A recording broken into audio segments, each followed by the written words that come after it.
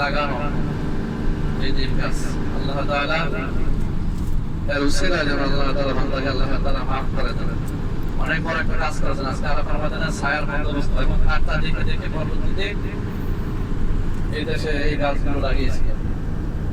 প্রচুর পরিমাণে নিম গাছ আছে আরাফার ময়দানে। নিম গাছ সহ অন্যান্য কিছু গাছ আরাফার ময়দানে তিনি লাগিয়েছি। মানুষের কিছু কর্ম দুনিয়াতে থেকে যায়, সেই ভালো হোক আর মন্দ হোক, সেই কিছু কর্মের কারণে মানুষকে সারা জীবন মানুষ মনে রাখে, সারা জীবন মনে রাখে। প্রসঙ্গত বলছি, আমাদের দেশের হুসাইন মোহাম্মদের সাথে সমালোচনা থাকে বাকি, তিনি জুমার দিন শুক্রবারকে আমাদের জন্য জাতীয় ছুটি ঘোষণা করেছেন। এটা অনেক বড় একটা পাওয়া।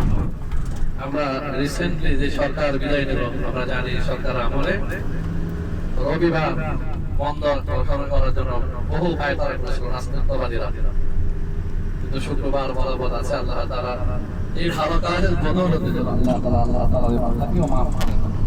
শুক্রবার মুসলমানদের ইবাদতের দিন, মুসলমানদের হজের দিন বলা হয়। আমরা এখন হজ করে এই দিন যদি অন্য কাজ থাকতো, অফিস থাকতো, তাহলে বিরাটের সাথে ইবাদত একটি বড় মহৎ বড় কাজ করে জাতি যোগ করে। এরকম কৃত্রিমান মানুষ যারা রয়েছে তাদেরকে স্মরণ করবে, সম্মানের সাথে স্মরণ করবে এবং তাদের জন্য দোয়া থাকবে।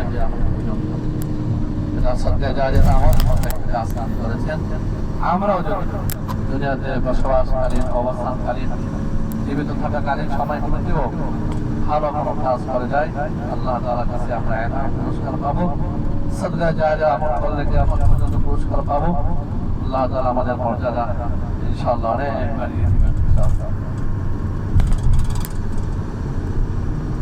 বছরে একদিন ব্যবহার হয় বিস্তীর্ণ এলাকা, বরকতের জায়গা দেখে এই হাশরের ময়দান হবে। প্রশ্ন করতে পারেন যে আরাফা মাঠের বিস্তৃত কয় মাইল, যে কোটি কোটি মানুষ পৃথিবীর শুরু থেকে কিয়ামত পর্যন্ত এই মানুষগুলো কিভাবে থাকবে?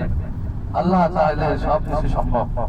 হয়তো পারে যে পাহাড়গুলো আল্লাহ তাআলা যেহেতু তোলার মতো উঠতে থাকবে কিয়ামতের দিন, তখন হয়তো আল্লাহ তাআলা এই আরাফার ময়দানটাকে আরো বিস্তৃত করে দিবেন, আরো অনেক বড় করে দিবেন।